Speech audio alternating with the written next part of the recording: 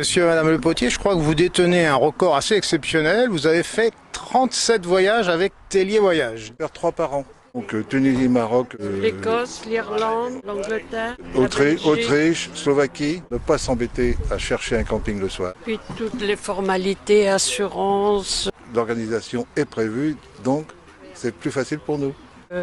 C'était une sécurité. Bon. Il n'y a rien à dire puisque on continue toujours à en faire.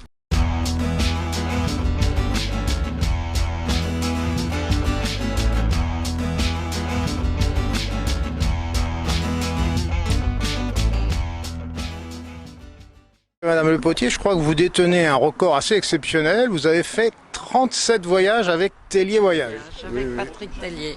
Alors, comment on peut faire 37 voyages alors que Patrick Tellier, si je puis dire, n'existe que depuis 20 ans? On a pu en faire 3 par an.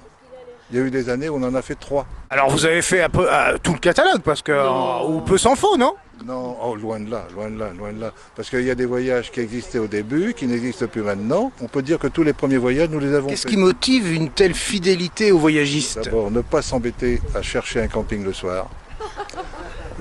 Et les principales visites que nous faisons avec des guides. Surtout dans les villes, le camping-car reste au camping. Et on fait la visite de la ville en autobus, généralement en autobus avec des guides français, enfin parlant français. Mais le premier voyage que nous avons fait, c'était en Norvège. On s'était dit, quand on a vu le papier voyage Tellier-Norvège, ça fait loin par rapport à ce qu'on faisait. Donc il y a des bateaux à prendre, il y a des tas de choses à prendre. Et donc en s'inscrivant à ce voyage, l'organisation est prévue, donc c'est plus facile pour nous. Puis toutes les formalités, assurances, confort, accompagnateur.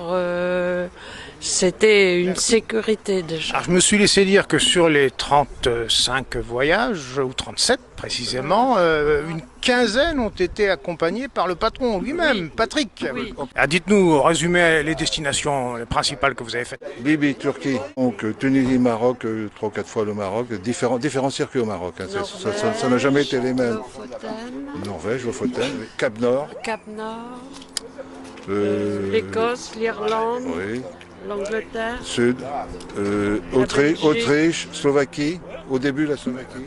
Et vous voyagez seul quand même de temps en temps ou quasiment jamais? On a commencé le camping-car, on habitait à Paris et on voyageait seul.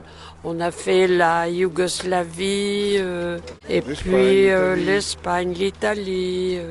Je veux dire, tous les Au premiers de début, toute façon, il n'y a que lui qui accompagnait tout au début. Et ça, vous trouvez ça plutôt sympa que le boss descende dans l'arène? Oui, mais il a des accompagnateurs qui sont terribles.